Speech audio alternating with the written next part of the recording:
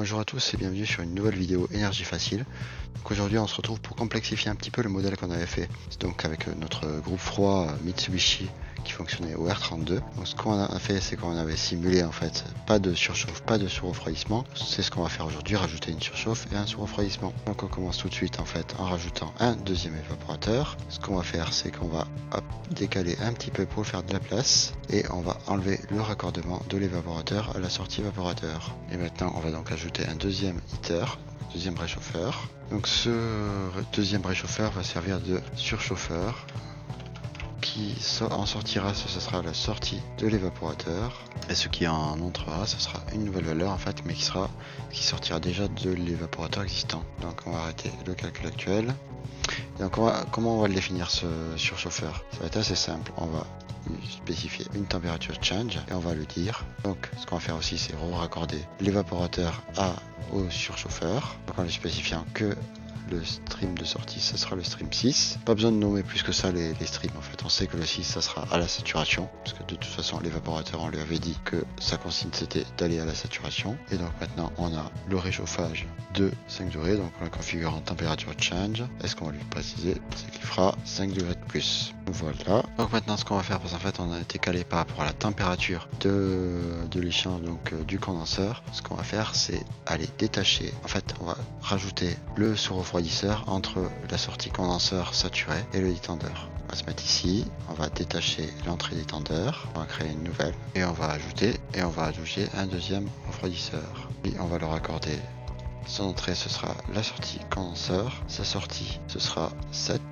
Qu'on vient juste de créer. L'énergie stream, on va en faire un nouveau. Même chose ici, il va manquer l'énergie stream, ce qui ne plaira pas à notre programme, donc on va créer un nouveau. Et donc maintenant, on va le paramétrer, on va arrêter les calculs, et on va le paramétrer de la même manière, en lui précisant une température change, et on va lui faire perdre 5 degrés aussi, donc moins 5. Et donc là, maintenant, une fois que c'est fait, on peut lancer les calculs pour avoir quelque chose de plus réaliste. On y va. Donc le calcul vient de se faire, donc on va vérifier que tout s'est bien fait conformément à notre besoin. Donc l'évaporateur est toujours configuré de la même manière. En sortie évaporateur, on était à 15 degrés, donc comme on avait spécifié. Avec le surchauffeur, sortie surchauffeur, on devrait être donc à 20 degrés, c'est le cas. Le compresseur fait son travail. Donc sortie compresseur, on aura une pression de 22 bars absolue. Notre surrefroidisseur qu'on va renommer tout de suite. Donc on était en sortie condenseur saturé à 35 degrés. Avec le surrefroidisseur, on passe à 30 degrés. Donc on aurait pu faire des choses plus faibles. Et donc maintenant, le détendeur, par contre, ce qui va peut-être changer un petit peu du coup, c'est qu'on se retrouve à